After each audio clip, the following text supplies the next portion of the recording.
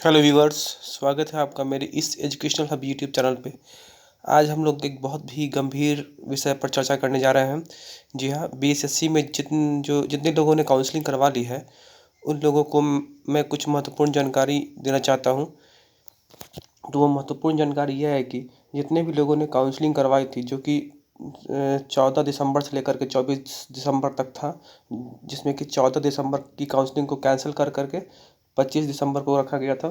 तो उसी के विषय में मैं कुछ कहना चाहता हूँ आप लोगों से कि जितने भी विद्यार्थी गए थे काउंसलिंग करवाने, उस कैंपस में आप लोगों ने देखा था कि जितने भी स्टाफ लोग थे, वो जितने भी स्टाफ लोग थे या जो अधिकारी लोग थे, काफ़ी कोऑपरेटिव थे।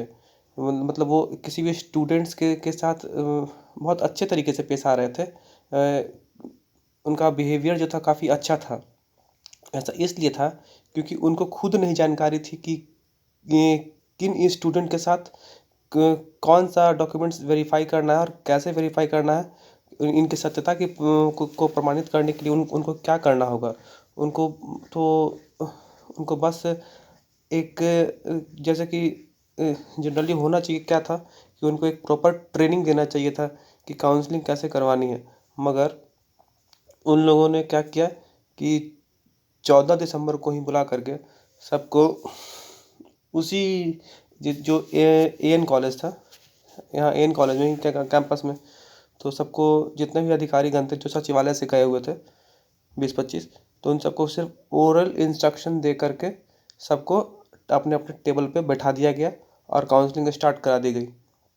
तो इसी आधे घंटे के जो ओरल इंस्ट्रक्शंस था, उतना में कितनों अधिकारी को समझ में आया होगा, क्या समझ में आया होगा। इसलिए उनको तो खुद कुछ समझ था नहीं। तो जिन्होंने जो भी डॉक्यूमेंट्स दिया, सब में टिक करते गए।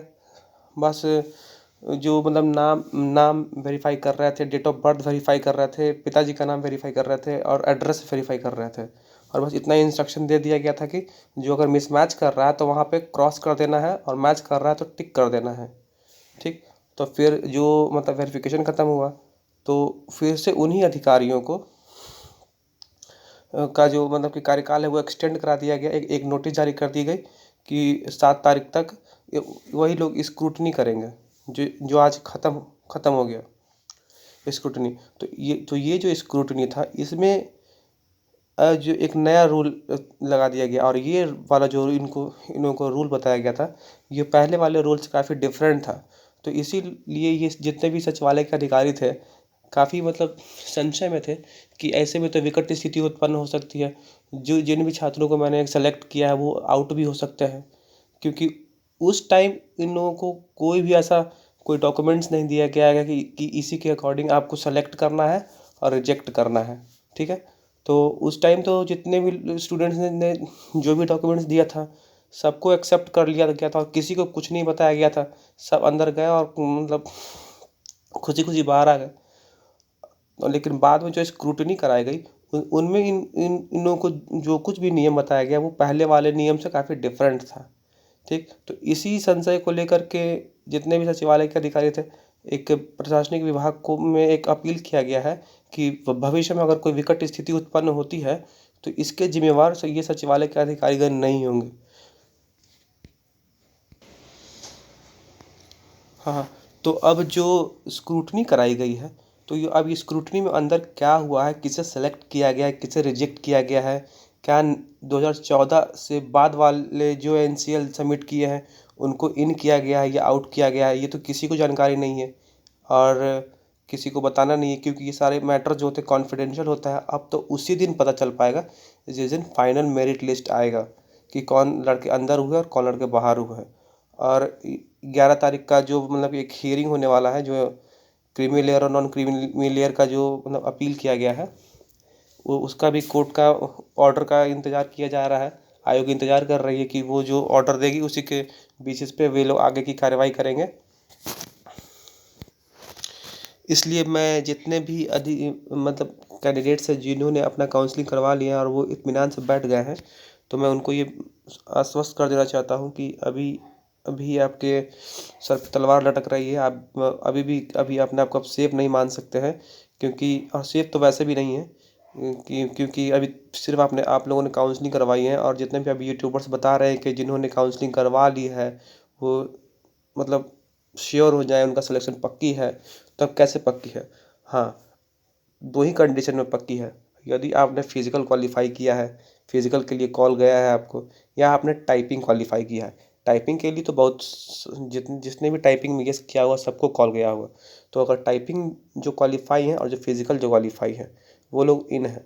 और बाकी जो बच गए, जो ना ही टाइपिंग क्वालीफाई कर पाए हैं, ना हिंदी में, ना इंग्लिश में, और ना जो फिज़िकल दिए हैं, तो उन लोगों के पास अभी सिर्फ ये लोग 8,000 सीट पर ही फाइट कर रहे हैं, और रिजल्ट दिया गया है 14,000 लोगों का। 14,000 प्लस लोगों का ही रिजल्ट दिया गया है। तो उन लोगों के सामने अभी 8-6 मतलब 6,000 एक्स्ट्रा कैंडिडेट्स हैं। तो वे मतलब जो 6,000 एक्स्ट्रा कैंडिडेट को बुलाया गया है, और जो सिर्फ जिनको मतलब कॉल गया है वेरिफिकेशन के लिए, और वे फिज़िकल फेल है, फिज़िकल के लिए उनको कॉल एडमिट कार्ड ही नहीं जारी किया गया था, उतना वो लोग नंबर ही नहीं स्कोर कर पाए, और ना ही जो टाइपिंग क्वालीफाई है।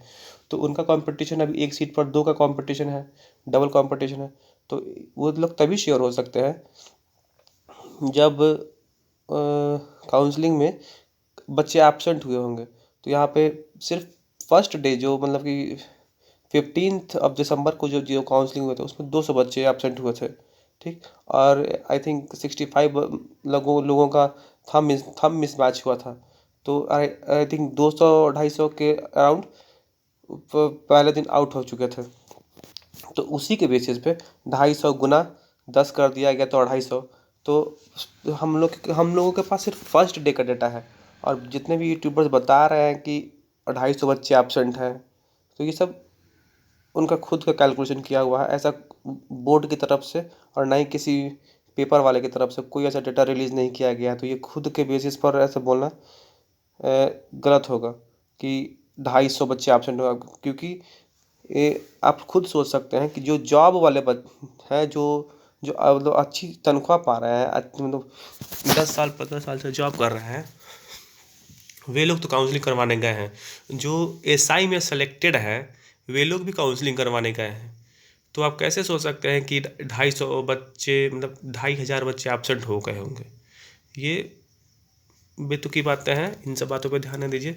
बस ईश्वर से प्रार्थना कीजिए कि आपका जब भी मेरिट लिस्ट आए, आपका उस मेरिट लिस्ट में रोल नंबर मेंशन कर दिया जाए। ठीक है, धन्यवाद।